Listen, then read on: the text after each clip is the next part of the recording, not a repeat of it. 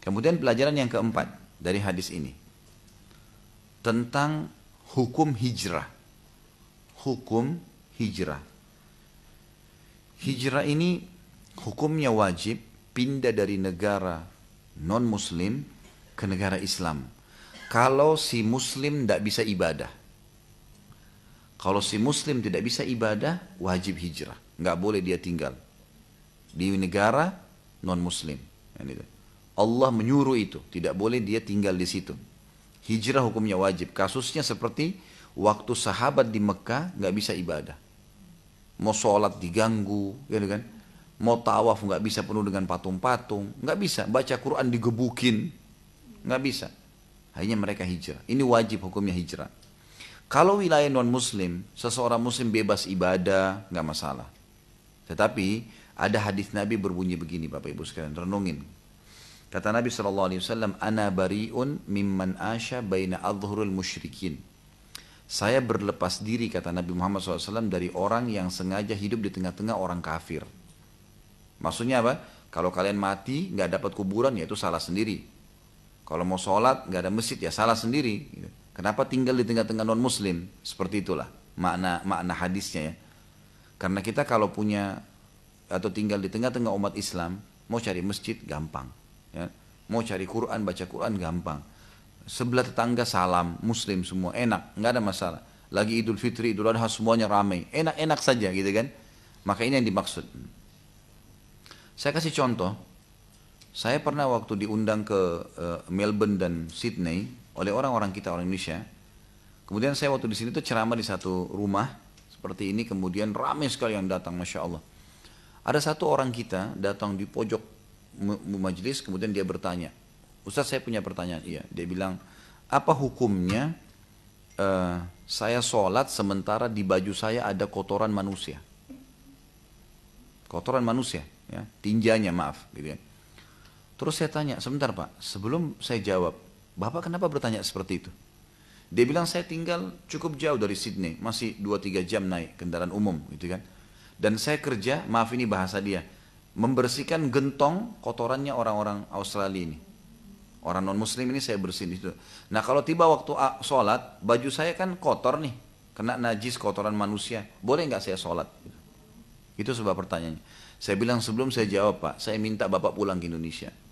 Pulang ke Indonesia, Bapak jual nasi uduk sama tempe di pinggir jalan. Wallahi lebih mulia daripada bersihin kotorannya orang kafir. Untuk apa? Gitu kan? Ini nggak boleh, ini hukumnya haram. Dia nggak boleh tinggal di sana, nggak bisa. Dia bukan orang yang lahir di sana, warga negara sana, bukan. Ini orang susah hidupnya, ibadah pun nggak bisa, gitu kan?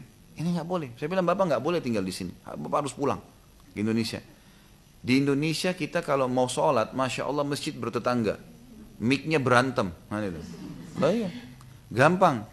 Waktu saya di Melbourne mau sholat Jumat, orang-orang muslim masih sewa sebuah tempat, gitu kan? Orang-orang Indonesia itu kalau Jumat dipakai Jumat, kalau Minggu dipakai gereja. Gitu. Padahal sebenarnya bisa saja ya banyak masjid, tapi ini gitu. Saya waktu itu dikasih tahu Ustaz, besok khutbah Jumat ya. Baik. Jam berapa Pak? Jam 12:10. Saya udah siap-siap dari setengah 12, enggak dijemput-jemput nih. Sampai jam 12:15 baru dijemput. Padahal Jumatnya jam 12:10 kan. Saya begitu naik mobil saya tanya, Pak, ini bukannya Jumat 12:10? Dia bilang, enggak Ustaz, kita sholatnya nanti jam 1. Loh kenapa? Karena kita tunggu dulu nih orang-orang muslim yang kerja, mereka istirahat kantor jam 1. Jadi Jumat ditunda gara-gara kerjaan. Coba bayangin. Itu kan susah, repot. Di Indonesia tidak ada seperti itu. Kok Jumat pasti orang semua pergi sholat. Nggak ada. Siapa yang mau berani tahan orang muslim sholat Jumat? Indonesia di demo kan gitu, nggak mungkin. Dan juga kita keluar misal Jumat jam 12:10 di Jakarta, di Indonesia. Jam 12 kita keluar masih bisa dapat saf pertama malah, gitu kan? Saking banyaknya masjid. Nah itu kelebihan orang yang tinggal di tengah-tengah umat Islam, gitu kan? Mati nggak kefikiran, ada kuburan orang Islam, cari makanan halal banyak, gitu kan? Jadi memang banyak orang tinggal di luar negeri, beda kalau orang duta, mungkin nuntut ilmu penting ya, atau lahir di sana warga negara dan dia punya kedudukan sehingga dia bisa ibadah bebas, itu lain kan? Tapi orang kebanyakan memang ini hanya karena gengsi, ego. Kan? Kenapa tinggal di Eropa? Karena sana salju, lain. Foto di dekatnya salju. Ini sudah kayak dianggap modern. Padahal kalau salju turun dingin, baunya nggak enak, jalan jadi rusak. Indonesia kita sekarang sepanjang tahun bisa pakai baju tebal, baju tipis. Apa yang kalah negara kita nih? Orang-orang, saya kemarin diundang tabligh akbar di Bali, sampai panitianya bilang, Ustaz tahu nih, orang-orang bule ini pada datang 6 bulan di sini. Ngapain mereka? Mabuk, mabuk tidur. Loh, mereka nggak kerja. Mereka tuh kerja 6 bulan, kumpulin duit hanya untuk pesta-pesta di sini. Karena mereka anggap di sini cuaca nggak ada di negara mereka. Soalnya kalau dingin dingin sekali, panas panas. Ini enggak, sepanjang tahun enak seperti ini. Kok aneh ada orang Indonesia pindah ke tempat-tempat non Muslim ini? Nah, kalau dia bisa ibadah nggak masalah. Kalau tidak bisa ibadah, nggak boleh hukumnya. Dan Allah menjanjikan bagi orang yang hijrah pindah ke negara Islam itu dijanjikan rezeki yang luas. Dalilnya surah An-Nisa ayat 100. Ini tidak ada di buku kita ya. Ini tambahan informasi. Surah An-Nisa, surah nomor 4, ayat 100. A'udzubillahi minasyaitonirrajim. Allah berfirman, dibuka Qur'annya ya. Kalau ada di HP bisa dibuka HP-nya.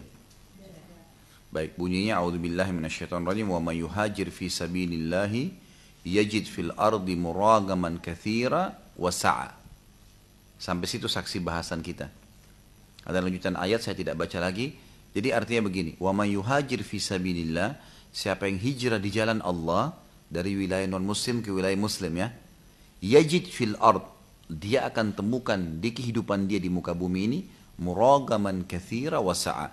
Muragaman itu peluang-peluang usaha, gitu kan. Wa sa'a dan keluasan rezeki. Keluasan rezeki. Saya sarankan juga Bapak Ibu kalau mau lebih banyak mendengar masalah ini bisa ikuti ceramah saya di web ya. Di www.khalidbasalamah.com atau di YouTube diketik Khalid Basalamah kunci-kunci rezeki. Nanti bisa tonton, ada beberapa kiat membahas rezeki termasuk masalah hijrah. Panjang lebar saya jelaskan masalah itu.